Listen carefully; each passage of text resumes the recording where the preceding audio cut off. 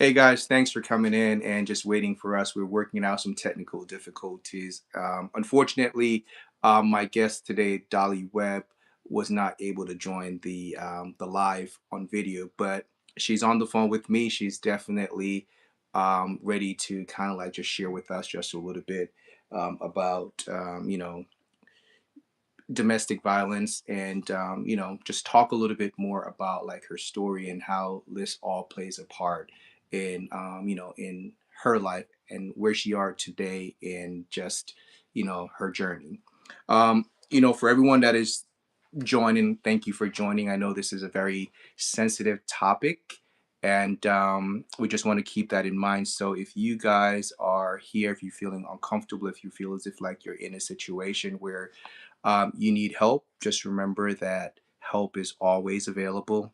And, the National Domestic Violence Hotline, 1-800-799-SAFE 7233, or you could text star to 88788 for resources. There are many resources that are available. Um, you know, Domestic violence, if you remain silent, you only strengthen the abuser. And we just want to make sure that we're given light, we're given encouragement. A lot of us have been around people who have gone through some experiences and may not feel as if like they had voices to get them to where they need to get to a safe space. So again, if you are, or if you know someone, there's help that is out there. Again, thank you for being a part of the Damion Oliver Show. And as I said today, my guest is Dolly. Dolly, if you could go ahead and just introduce yourself, tell us just a little bit about who you are and your story. Hey, Damien, thanks for having me on the Damion Oliver Show. Thank you. I appreciate you having me here. We met as coworkers and just kind of got into the conversation. I have been happily married now, but I was in a long 10-year relationship um, with my previous person who was my abuser. Um, and I realized that it's a story that I used to be ashamed of and a story that I was afraid to tell. But now, as I've grown older, I realize it's a story that women, men, and anyone who's in that situation needs to hear. And thank you for this opportunity to share. And I want to create a safe space where we could definitely speak. And if there's any questions that I'm asking that feels very uncomfortable, please, it's okay to not answer those questions. Okay. But let's start from the beginning. Before everything changed, who were Mm-hmm. you before this relationship, and what life looked like back then? So I was a young teenager, fresh in high school, and thought that this was the love of my life because he was, I didn't know what love is. I didn't know what it meant to be. I come from an island background in Caribbean islands. Usually the men are more dominating, the women are more submissive. And, a lot of times you grow up in an abusive household not knowing that that is abuse. And you heard your father talk down to your mother, or you may have experienced them fighting, but not really knowing why and thought it was normal. Um, so I grew up in that environment. So when I got my high school boyfriend, I thought it was cute and he was doing all the right things, not realizing the road I was headed down. So, I grew up as the submissive woman, like giving in to the boyfriend, AKA, husband role because we were engaged as well years later. So that's kind of like my background there. Yeah. And how I met him. Yeah. Yeah. And you talk about like, Caribbean background and, dominance and what dominance looks like, right? So it's easy for us to kind of play that role based on what we've seen and trying to emulate that. Um, Looking back now, were there any early red flags that you may have overlooked or just didn't see? Yes, definitely. As I've grown older, I look back on the red flags. Just the way they treat you as women. We want the attention. Hmm. We want someone to compliment us. We think that this protective person is normal, Hmm. but there's a certain protection that's not normal. It's more of him owning you, what you're wearing, and other being the jealous person. You think, oh, he's just protecting me and securing me, and like he thinks I'm the number one woman. But if he's jealous and he's got these things that he needs to work out, understanding the environment that he's from as well, Hmm. right? Um, it's important to understand that, and understanding his upbringing. He comes from an environment where he was abused as a child. I think it's normal for him, to put his hands on his sister, or to be beaten by his mother, or thinking that that is a normal behavior, or to talk down on you, and then to make you feel like, you're the reason why he's angry. You made him do that, Hmm. or you made him hit you. You were just talking back, or, that you started arguments for nothing, type of situation. It's always you were the person who provoked it. Hmm. You were the person that brought the anger out in him. You bring the jealousy out in him. Why are you dressed like that? Are other men looking at you like that? So looking at those types of behavior, and especially when he is insecure about himself, Hmm. it makes you feel as though that, yeah, maybe I am the reason why he hit me. Maybe what he's saying is correct.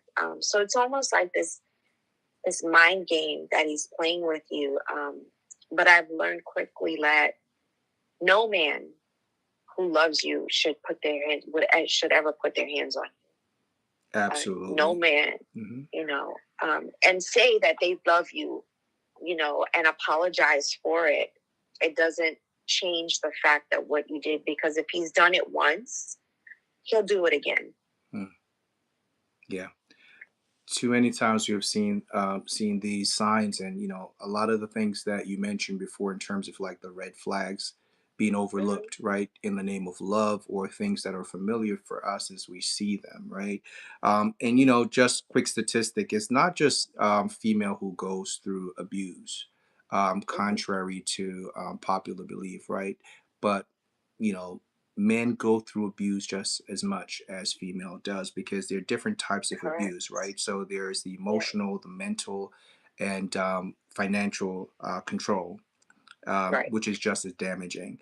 um, can you talk about a time where you felt that, where if that was even something that was prevalent while you were dating and being engaged to this individual? So I was dating because, sometimes Caribbean families don't have the I love yous. They Mm. don't have the warm and fuzzies, where they hug you, and so sometimes you yearn for that. So it could be from your background. Hmm. And then as a woman, I felt like, wow, this is my boyfriend, and he was, a little older than I was, and he was saying all the right things and doing all the right things. He opened the doors for me. He bought me nice things. Hmm. So kind of like that materialistic, mentally getting in your head type of person. And he gave me um, an emotional fulfillment. Every woman wants to be loved or feel like they're number one. Hmm. They want to feel like the man that they're with is putting them on a pedestal. Hmm. So I thought this was my person. And then mentally, he just made me believe, like, the reason why he did those things is because I was it. And then financially, I was the more stable one, to say the breadwinner. Hmm. Um, so he felt a little inferior to me. So he had to find a way to make me feel as though I was less, or that, he was more in control and more dominant, make himself feel like a man. So sometimes it's hard for a woman to see that when you're in it, because you feel like, you don't want to go backwards. You don't want to go live with your parents again, or like you have nowhere to go. And then you're ashamed to tell anybody or even to talk about it. Mm-hmm. And then you start hiding and making up stories for it. And you kind of believe in your head that it's okay and it's your fault. And this is not really, really true that's happening to you. But you're still caught up in that love. You feel like you love him and you want to be with him and things will get better. You think if you change yourself or do things differently, like maybe things will get better, but it doesn't. It gets worse. Definitely does. Was there a point when you felt isolated or trapped, and what kept you from leaving earlier? So that's a hard one because, once you realize that you're independent, just like anyone living in an apartment, you feel the freedom of independence and not having to be at your parents or like your family because you're now ashamed, right? You're coming around with the black eyes. You can't go around your family for them to see the bruises and the black eyes, right? You got to find a way to hide it. So you kind of isolate yourself because now you have to heal and get over the bruises. You find a way to hide it and to make up stories. So you're lying to yourself and the people around you. Right. And so you isolate yourself so you don't have to tell those lies. You do have to wear the makeup because financially you got to provide for yourself and pay for your bills. But you kind of start becoming this introvert and start closing out people around you because you don't want people asking you questions. And you realize that you're losing yourself. And now you're trying to be this person that this man has created and trying to do things so that you don't get beat or don't piss him off.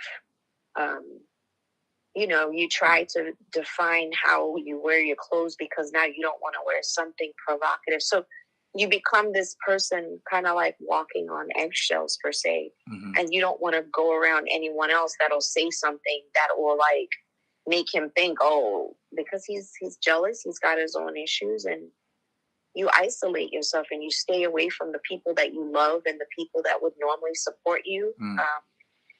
And it's hard to get that back because once you remove yourself from family and you remove yourself from your close friends, it's hard to just come out of the blue and say, hey, how you doing? Let's get together.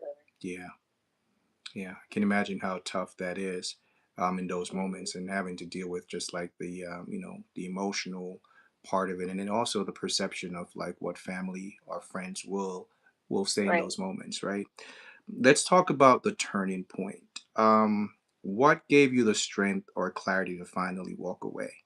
Was there something that happened that gave you that clarity? Yeah. So I thank God I'm alive. Sorry. That's okay. So he was so jealous, and it was on my birthday. And he beat me up so bad that I ended up in a hospital. And that was the turning point. Wow. Yeah.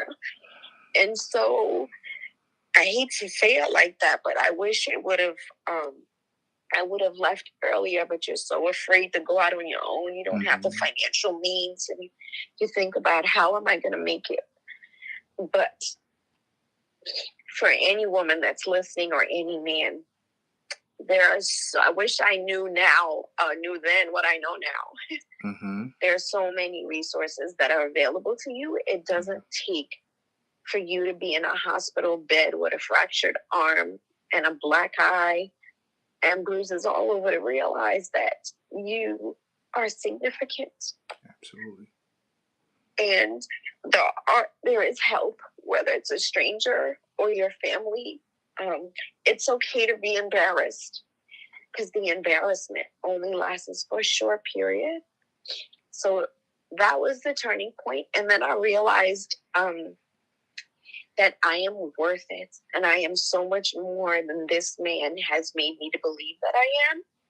And that I am so much more than these bruises that I'm looking at on my birthday laying in a hospital. So that was the turning point for me, laying up in a hospital bed on my birthday, fractured because I looked too cute on that night. Yeah. And you know, I finally made the call to my aunt, who was like a mom to me. And she came and got me, and I stayed with her. And ever since then, she kind of just helped nurture me back and build my confidence. I stayed with her, and then I changed my cell phone number. I got a new location.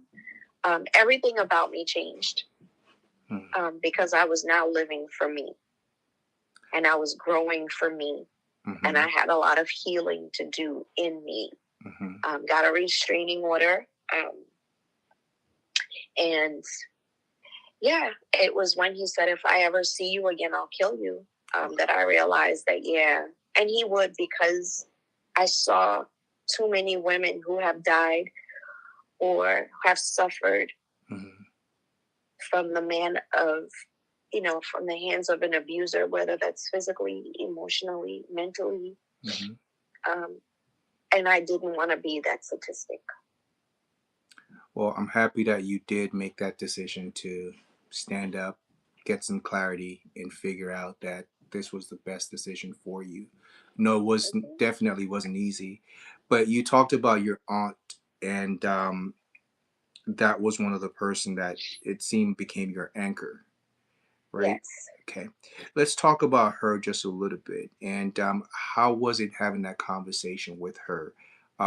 Did you find it, that you were probably like overthinking if you'd have been judged? Or was it an easier conversation than what you anticipated it to be? It was a much easier conversation than what I anticipated it to be, because at that time, my aunt was going through her own challenges and decided to uproot her family and children to move forward. And she, God rest her soul, she was my anchor and my pillar and my foundation. And she helped to put my foot on solid ground. And it was a much easier conversation because she had realized that I was being abused just from the way he talked to me and the way I lied about certain marks on my body. She had recognized it. And she told me the most empowering thing. She said, "Listen, I understand what love feels like, but it is only when you decide that you choose you will you be able to get out." I like that. And it's the hardest thing for a woman or anyone to do, a man or woman, when you decide to choose you and not put somebody else first. You have to choose you. And you got to dig deep, because when you choose you, that means that it's okay to love someone from a distance, but you can love them and let go. Absolutely. You have to choose you. And it's hard. People don't realize how hard that is to choose you, because you pour into someone and you want to make things work and your heart talks to you. But you choose you. And when you choose you, you'll break free. Yeah. Healing and rebuilding. We know that healing isn't like instant, right? Right. What did you do on the road of recovery? And,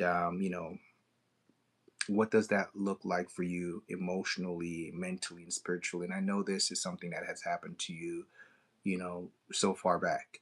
But is that something that you find that you're still healing from? Because, traumas and, life-changing experiences, that could be a journey in itself just for recovery. How are you dealing with that? Oh my gosh, you asked so many great questions, Dave.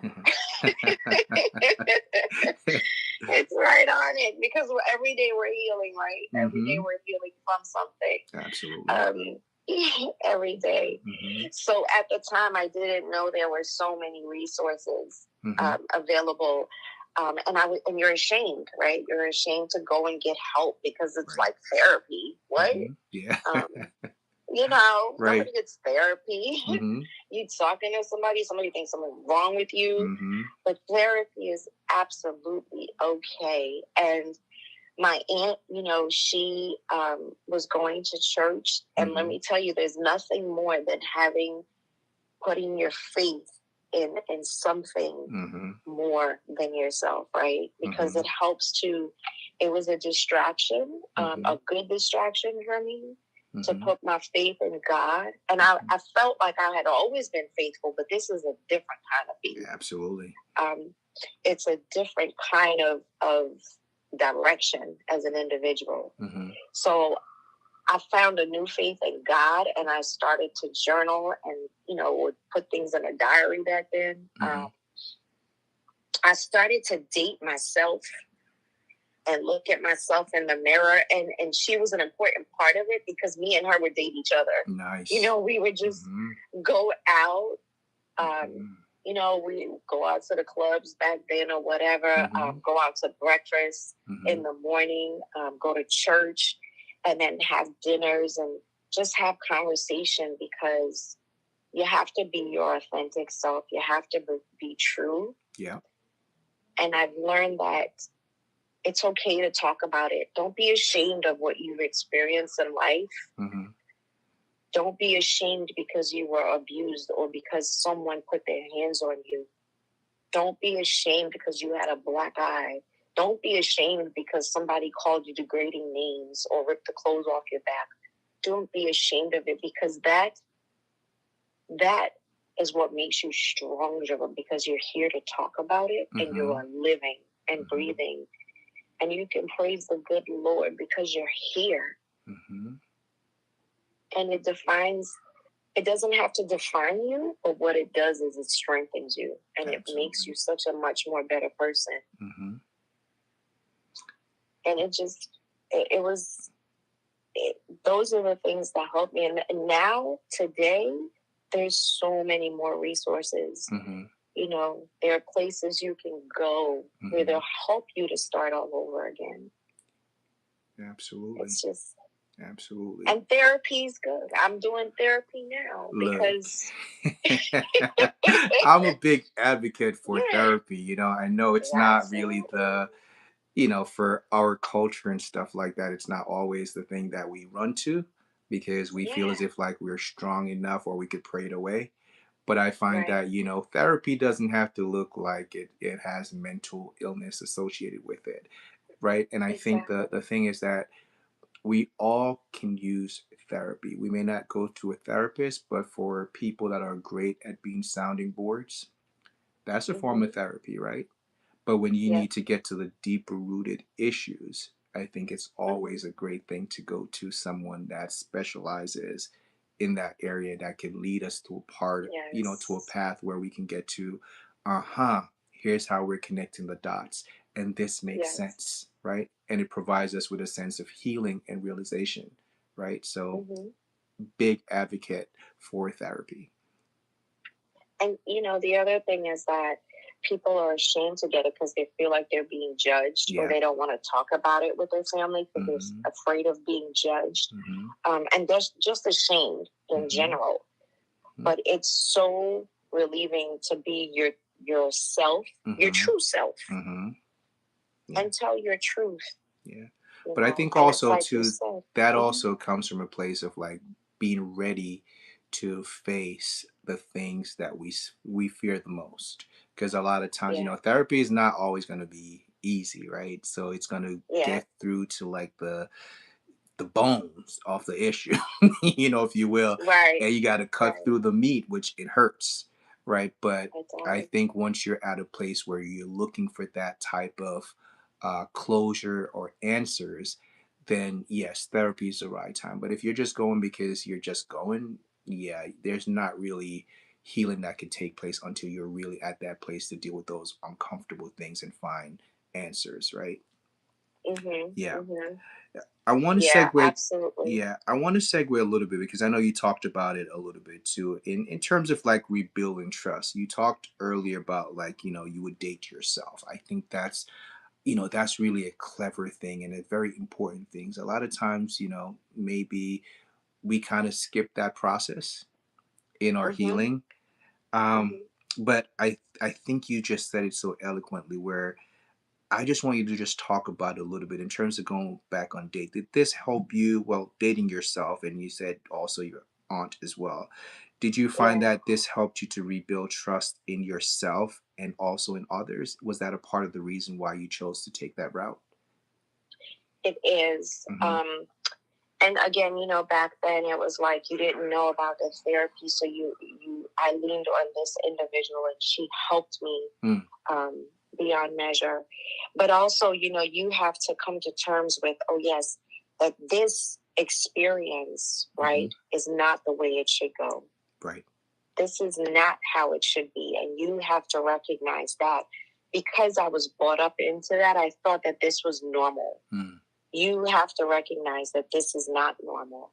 And as an individual, you also have to do some self-searching and look yourself in the mirror and have that difficult conversation, because we ain't all that. We got some issues going on ourselves. You know Yeah, what I we do, mean? we do, we do. Everybody, yeah, everybody got a little stuff. We do. Everybody got stuff in their closet. It's Yeah. it's stuffed in there, and sometimes you have to, Mm-hmm.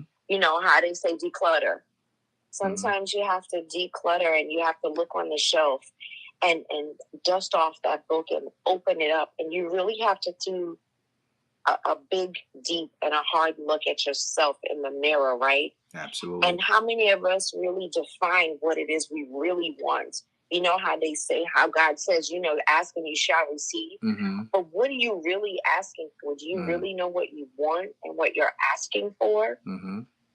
Or is it, God, lead me to what you would have for me? Because I was at a point where I don't know what to ask for anymore. Mm-hmm. I don't know what's for me. I don't know what's real, what's not real. Mm-hmm. And trusting, and am I recognizing the red flags? Because some of us don't. Because we want love so badly, we don't see it. We Mm-hmm. want to be held, we want to be embraced. Mm-hmm. We don't see it Mm-hmm. until you get into this place where it's like 6 months, a year down the line. You're like, oh shucks, who is this? Right. So, you have to do some soul searching, and it's okay to address yourself. Write a letter to yourself. Write Self a love, love letter man. to Yeah. yourself. Like, what would you want it to say? Yeah. You know what I mean? Yeah. Yeah. Absolutely. So I think it's that's really beautiful. Uh, let's talk a little bit about today as you stand. There's been some time. right. What does peace look like for you today? So peace is this moment. It is this moment. Nice. Yeah. Sitting here, being able to conversate about it, and Mm-hmm. there are moments where I will have a breakdown because I realize how much I've grown. And there are moments in my life now that I will cry about. Mm-hmm. But this is the moment where I can sit back in peace, and be at one with myself, Mm-hmm. and know that my heart is good and my mind is clear. Mm-hmm.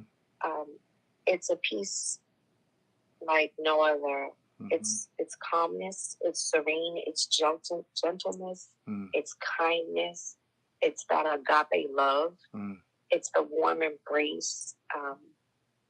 It's the smell of apples and cinnamon brewing on the stove. Yeah. It's Beautiful. it's a piece where you can walk and feel the warmth of the sun and just that cool breeze. Mm-hmm. And it's a calmness and a certain level of comfort, and not fear. Um, it's not fear. It's not heartache. Mm-hmm. It's not struggle. Mm-hmm. It's not stress. Right. That's, to me, that's what peace is. And I'm loving every minute of it. Well, shout out to peace. I think everyone deserves that. So Yeah. I'm glad you're able to find peace. and you're in a great place, right? And our past definitely does not define us. And the Mm-hmm. fact that you just did not sit there and just being like, curve, just kind of like letting life pass you by, but you did what you needed to do to get out of the situation. You did what you needed to do to find healing and to find peace. And that's where you are right now, which is a beautiful thing. And I just wish that will just continue the way through. And life is all about ups and downs. The curves and everything happens, right? So Mm-hmm. in those moments when it feels uncertain, just remember those moments, that peace is important, and just the things that you enjoy to bring you peace, find the time Mm-hmm. to really enjoy those things. Dolly, if anyone that's listening right now who are at the same place where you were, scared, unsure, maybe still in it, what advice would you give them? So, my biggest advice to you is to put you first and that you matter. You matter and you are somebody. Don't ever let anyone make you feel like you cannot. Don't let them talk them into, don't let them talk you into feeling that there is no way out, that you cannot do better. You can. Just remember, for everything that you're going through now, there is a better. You can see yourself out of it. Mm-hmm. There is a way out of it. Mm-hmm. You can do it on your own. You don't need this person there. You do not. And you will find better and you will do better. You just have to believe that and know it. And it's okay to just step out on faith. Step out on your faith and your strength, because you do. You do have the strength to do it. You do. Don't Yes, let anyone tell you different. yes, you do. Dolly, thank you so much for your courage and for your honesty. I'm sure whatever you shared today will bless people tremendously, right? Because it I takes pray. Thank it you. takes a lot of guts and a lot of courage to relive trauma, and to also share experience. But I think once we share our experiences, that's how we help to create a better place for the world and for people who don't have a voice, right? Or who feels as if they don't have a voice, because at the end of the day, we do. It's just that we have to really be brave enough um, to take that first step, because there's always resources, Mm-hmm. there's always people there willing to assist and come to our aids, right? But we can't Yes. help, or you can't get help unless you're talking to someone. So, we hope that someone will be brave enough, who may be going through this, who may be listening to this, and find Mm-hmm. their strength through your experiences and how you're able to overcome and where you are right now. Um, Mm-hmm. Before we close, what's one thing you wish more people understood about survivors and domestic violence? Um, I wish that people would not judge you Mm-hmm. because of what you're going through. That was my biggest. And I wish they would understand that it is serious, Mm-hmm. and that the abuse doesn't stop. Mm-hmm. And don't try to convince yourself that it will. That it will. Mm-hmm. And abuse is not love. It is not a form of love, and it never will be. Don't convince yourself that that's love, because it isn't. And I wish that I would have known that back then. Yeah. And to tolerate that behavior is not love. Mm-hmm. And it's not your lack of love for the individual, and it's not their love for you. Mm-hmm. Um, Abuse is not love, and it's not a form of love or caring. Yeah. I wish I would have known that back then. Yeah. Well, what they say, unfortunately, sometimes we just got to go through it to understand it, right? And Mm, now that you're on the other side and you're doing your work in terms of like advocating for others and sharing your story, I think that is the key thing, So someone else, if you could help one person not go through what you got to go through, then your job in terms of healing and providing guidance is really mm-hmm. in effect, right? Hmm. To everyone that's listening, remember love, it doesn't hurt. Silence protect the abuser, not the abused. Yep. So if this conversation, brings you some type of discomfort, as we mentioned at the top of the show, there's the National Domestic Violence Hotline, 800-799-SAFE, which is 7233, or you could text START to 88788. Dolly, thank you so much for your time. Thank Hopefully you, next David. time you'll come back and you join us. We could talk about what life looks like right now after Hmm. that experience.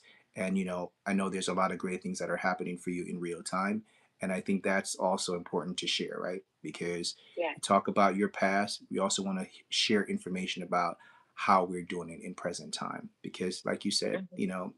going through it may seem harder than it is, but once you are brave enough to take your Hmm. power, life begins. And what Yes. it looks like for you, only you can create that. It's for you to paint it whichever way that you choose. Absolutely. And you have the strength to do it. You'll cry, but Yeah, that's all right. They're just tears. Wipe those, them away there you go. and keep going. There you go. There you go. Well, thank you so much for your time. Great advice. Thank And thank you you. for entrusting me to have this conversation. I really appreciate it. Until next I time, appreciate you. absolutely. Talk to you soon. Bye bye. Take care. You All too. right. God bless. Thanks. Bye.